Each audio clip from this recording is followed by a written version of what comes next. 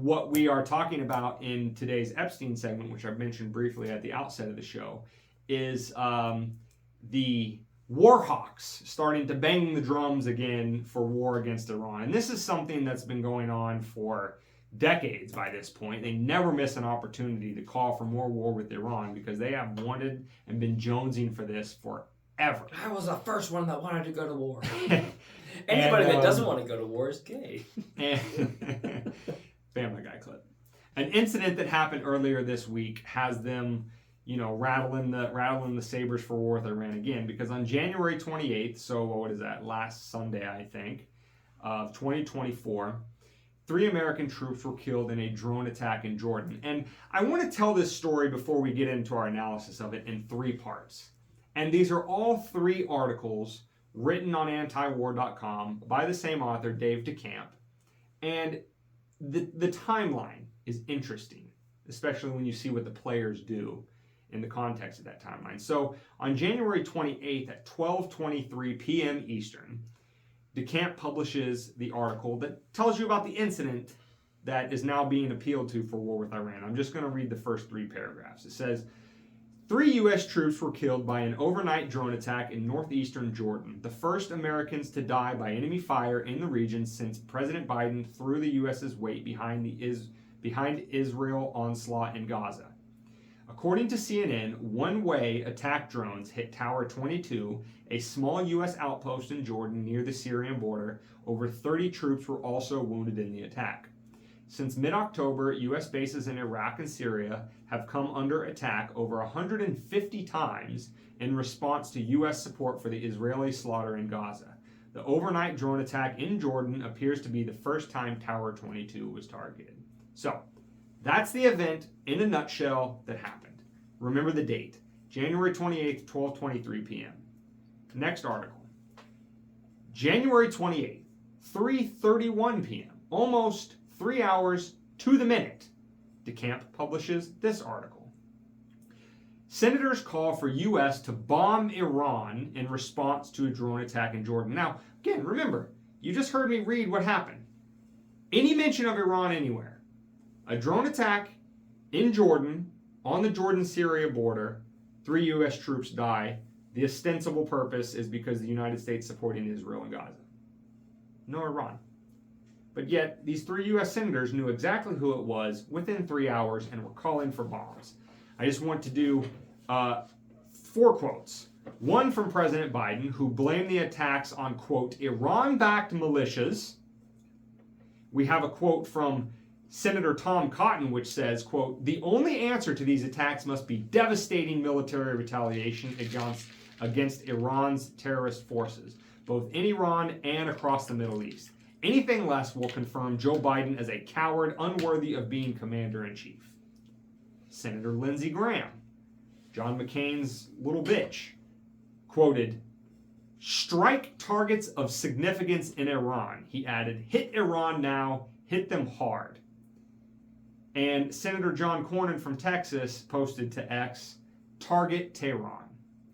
So within 3 hours of this event being published, it happened overnight, but within 3 hours of it being published, these senators are calling for war. Fast forward to a couple days ago, only, 28, 29, 33, only 4 or 5 days after the event itself, we have this from Secretary of Defense Lloyd Austin, admitting that the U.S. does not know if Iran was operationally involved in the drone attack in Jordan that killed 3 American soldiers. Austin said this, quote, we believe that this was done by an element of what is known as the axis of resistance. David will have something to say about that in a moment. And these are Iranian proxy groups. And how much Iran knew or didn't know, we don't know. But it really doesn't matter because Iran sponsors these groups.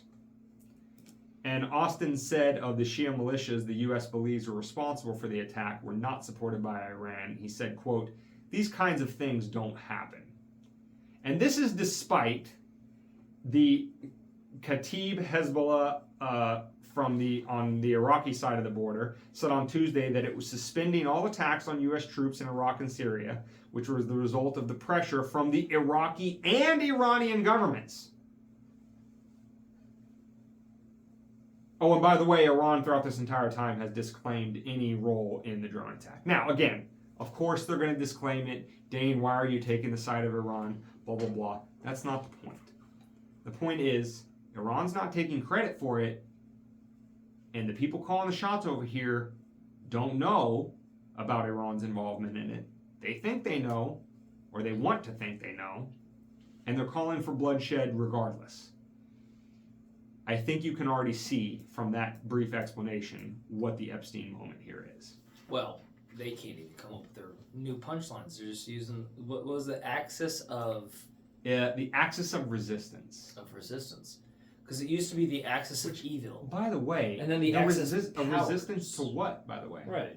What could they possibly be resisting? Just a general flow of things. Just the general flow and ebb of democracy, and we got to go spread it. Of all the U.S. bases on their sovereign territory without their permission? Shove our hard-throbbing democracy right down their throats. They love that shit. Yeah.